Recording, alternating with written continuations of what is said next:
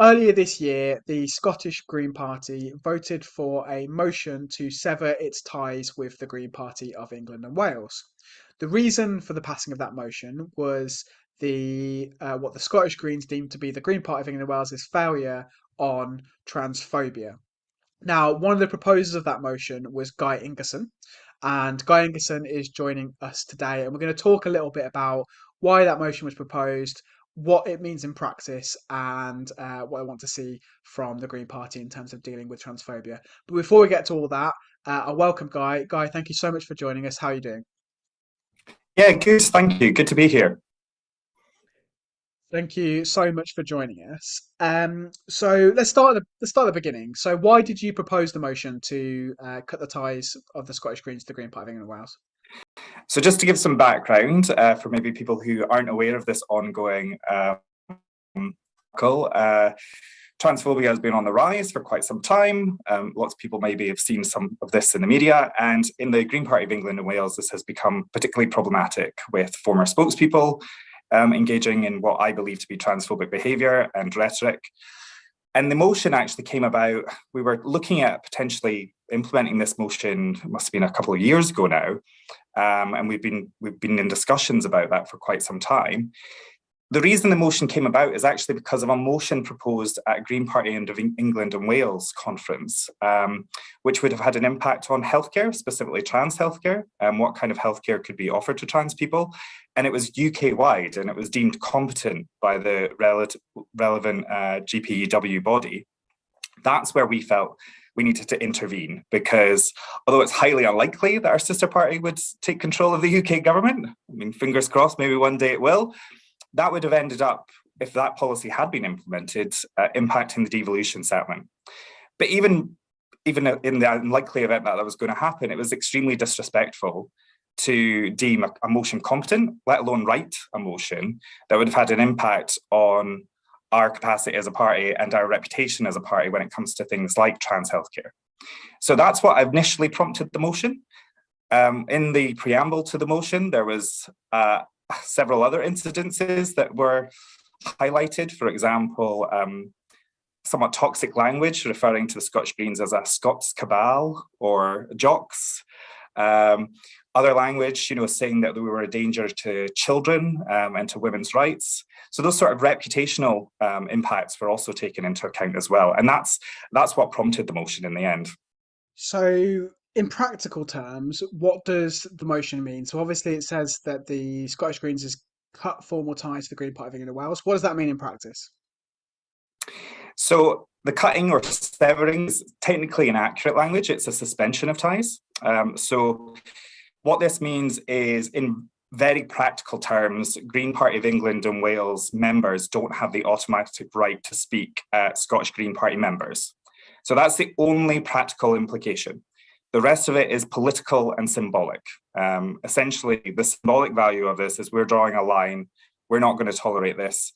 And if the GPEW continue along this path and don't sort out the issues of transphobia and other forms of bigotry, such as homophobia, for example, then they run the risk of pariah status within the wider Green family. I've already heard colleagues within the European Greens that are looking at potential motions to tackle transphobia in member parties, from the Austrian Greens to the Green Party of England and Wales. So I think there is a growing movement within the Green Party to expel, for want of a better term, this virus of bigotry before it continues to infect our movement. So, apologies for using the wrong language. You are right that it does specifically refer to a suspension of ties, and there is a clause in that motion which talks about the moment at which those ties could be reinstated. Which brings me on to my next question, which is, what do you want to see the Green Party of England and Wales doing practically to tackle the issues that have been raised by the motion? Well, the first things we would suggest is we've seen several action plans come from our sister party in England and Wales. We would like to see those implemented, because from what we're seeing so far, these action plans are not actually being implemented. So that's step one, I think, is just at a bare minimum. The next step would be to actually start expelling members who are engaging in this sort of rhetoric or behaviour. It's not easy, we've had to do it on a number of occasions in the past few years. There's been some high profile people who have left as well. So it's not an easy thing to do, but I would suggest that to our Green Party, to our colleagues down south, that they should look at the success that we've had. Our membership continues to grow. We've had, success in the recent elections, both local and Scottish elections. And we're also now got Greens in government. So it's not doing us any harm to tackle these difficult things, especially, I know how difficult it is if you've campaigned alongside someone for a long time and all of a sudden they're starting to engage in this sort of language and behavior. But it needs to be purged. And I hate to use that word because obviously in politics that has lots of connotations in political parties, but it does. It's like an infection. If you let it continue, it will damage the patient irreparably, in my view. So it's really important that the infection is isolated and expelled as soon as possible. So I've got one final question for you, for myself, and then I'm going to take some questions that have come in from the chat. And so in advance of the motion that went to the Scottish Green Conference, there was some suggestion from some people from, particularly from within the Green Party of England and Wales, who suggested that passing that motion would embolden transphobes in the Green Party to think it's their home. Um, what would you say to those people? Why do you think they're wrong? I think people are looking at it in the wrong way if they're looking at that. In essence, it should be seen as a tool. You can actually look and say, look, if we don't tackle this, this is going to become more and more of an issue. I know the Green Party of New Zealand, for example, have also had issues with the Green Party of England and Wales on this. So, it's becoming a really big problem. If it's several different European and Green parties around the world are saying that this is something you guys need to tackle. Those who are trying to tackle this problem can reference that in debates, in arguments, in policies. So I would say, actually, it's a tool that can be used. Don't get me wrong, it's not a nice thing to be involved in. I said in my speech to conference that we do this with sadness. I know some people might have seen cheers, etc., when the motion passed. That wasn't cheers because, we dislike our sister party and members of our sister party. That wasn't anything to do with that. That was cheers because we could see overwhelming support within our own party that this is not going to be tolerated. And it was the only tool that we had available. We had, as sister parties, engaged with colleagues down south to try and assist them as much as we can, give them an idea of how we've been successful in tackling this, although of course we should rest on our laurels about that. But we've had that engagement for quite some time now, and we're still not seeing the kind of change that we would like to see. So I would say to colleagues down south, don't look at this as a negative, because the first thing I would love to do at any future conference is to lift that suspension. That would be a wonderful thing to do. I can't wait to be able to do that. So I would say to colleagues, use that tool that we've given you in any way that you can to fight this bigotry. So I'm going to go to some of the questions that we've got from the chat, which kind of follow on from a lot of what we've been talking about. So there's a question which has come in about what's happened since the motion passed. So Phil De Palma asks, has there been any reaction to the motion or engagement from the Green Party governing bodies, so from the Green Party executive or the Green Party regional council or the leadership? Not that I have seen. So the reaction has been muted, which was somewhat of a surprise to me. But I would imagine that it's not particularly something that anyone would want to highlight. And the response that we received via the press, at least, was, and I'm being polite, less than ideal. It seemed to paper over this as an issue. So I would suggest, I haven't seen any other private conversations that have taken place. So, I can't speak for other bodies within the party who may have had conversations or dialogue, and that this motion actually doesn't prevent that dialogue from taking place. So I can't speak for them, but I can say that the reaction that I saw in press comments was less than ideal. And so we've got a question here from Steve C, who asks, how can the Green Party move forward?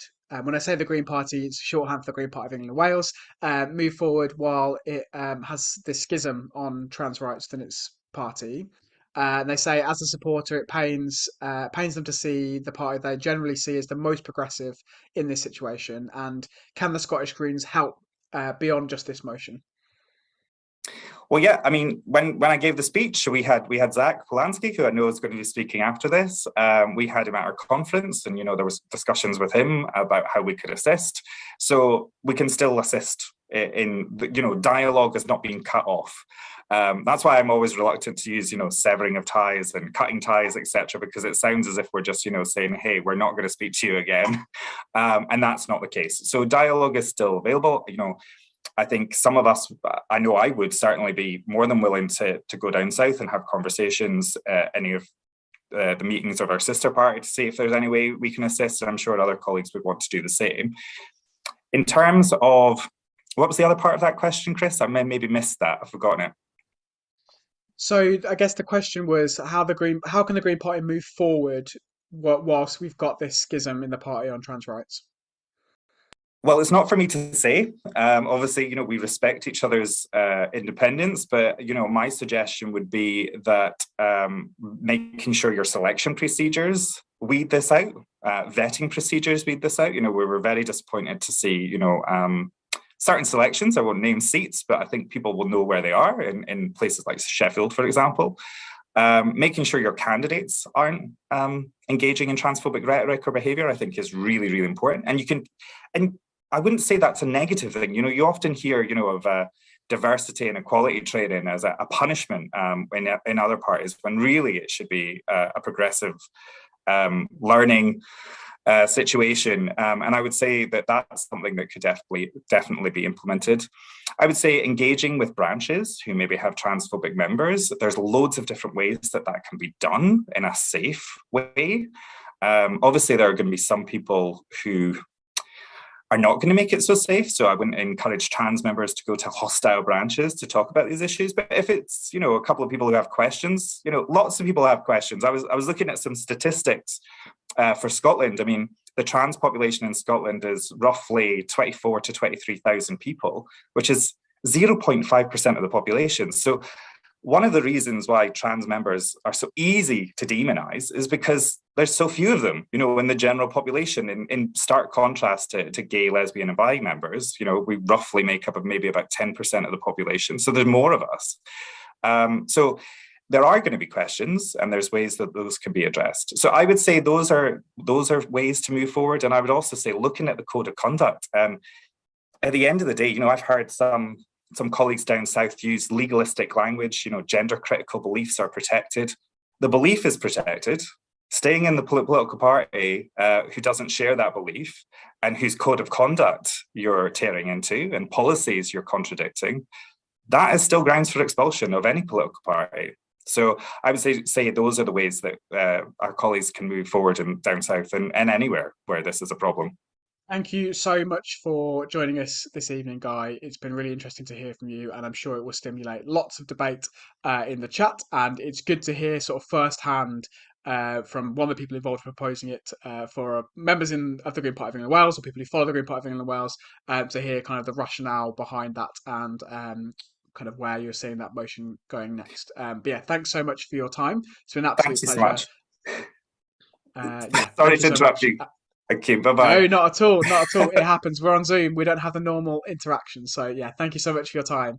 So that was Guy Ingerson from the Aberdeen Greens and the proposer of the motion to suspend the ties of the Scottish Greens from the Green Party of England and Wales. Before we move on, I should just say there was a individual that was being referred to not by name in that interview. I have to say that person, if they were here, would and has consistently denied that they hold transphobic views. And so I just wanted to get that out of the way.